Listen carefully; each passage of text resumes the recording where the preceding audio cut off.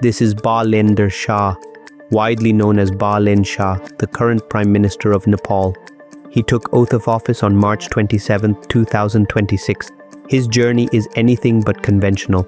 A structural engineer by training, a well-known rapper by public identity, and an independent mayor of Kathmandu by political entry, he now leads the country at a time of visible churn in Nepal's political landscape. His rise reflects a deeper shift. A younger electorate, increasingly impatient with traditional party structures, has chosen disruption over continuity. But who is Balen Shah as a leader, and what early signals is he sending through his governance? One of the most striking aspects of Balen Shah's public image is his consistent use of black aviator sunglasses. This is not incidental. It appears to be a carefully constructed identity. In South Asian politics, leaders often project accessibility through simplicity. The visual language is designed to say, "I am one among you." Balen Shah breaks that pattern.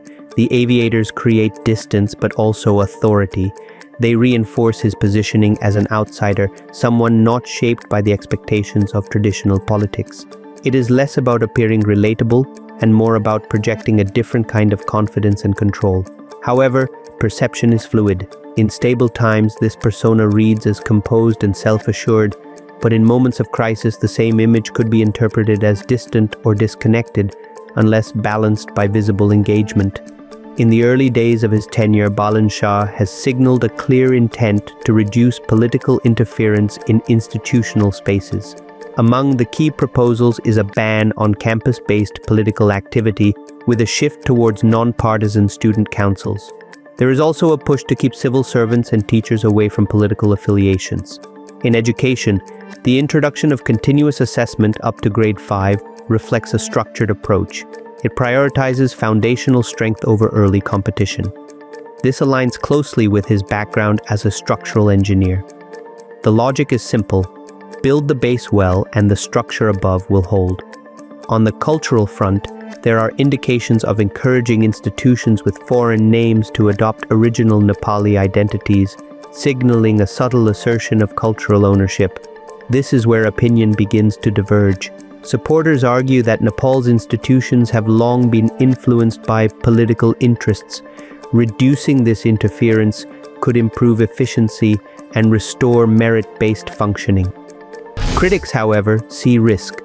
By restricting campus politics, Balen Shah is effectively weakening the grassroots networks of established parties such as the Nepali Congress, the Communist Party of Nepal UML, and the Communist Party of Nepal Maoist Center.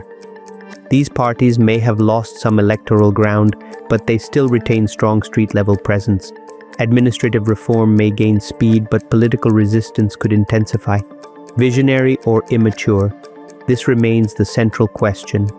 The label of immaturity has often been attached to Balen Shah, partly due to his earlier controversial positions, including the Greater Nepal Map debate during his tenure as mayor. But there is another way to read his approach. He may not be immature.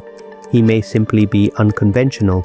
His style resembles that of a disruptive executive rather than a traditional politician. There is an emphasis on speed, clarity, and visible outcomes, rather than prolonged consensus building.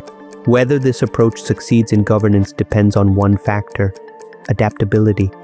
Because governance is not only about decisions, it is about managing consequences. The real test ahead: Nepal's geopolitical position has often been described as a yam between two boulders. Those two boulders are India and China. Managing this delicate balance requires strategic maturity, diplomatic nuance, and long-term thinking. Early administrative reforms are one thing. Handling external pressures while maintaining internal stability is another. This is where Balen Shah's leadership will be truly tested. There is also an internal dimension that cannot be ignored. While Balen Shah is the face of the government, legislative strength is influenced by leaders like Rabi Lamichhane and formations such as the Rashtriya Swatantra Party. The relationship between executive intent and legislative control will determine how effectively policies can be implemented. If alignment holds, reforms may accelerate. If friction emerges, governance could slow down significantly. It is still early in Balen Shah's tenure. He brings a distinct background, a sharply defined personal brand, and a clear intent to change how systems function. But intent alone does not define outcomes. The real question is this: will disruption translate into durable institutional reform, or will it run into the weight of existing political structures? That answer will shape not just his leadership, but Nepal's political future. If you found this analysis useful, do like the video, subscribe to the channel, and consider supporting HW News Network to keep independent journalism alive.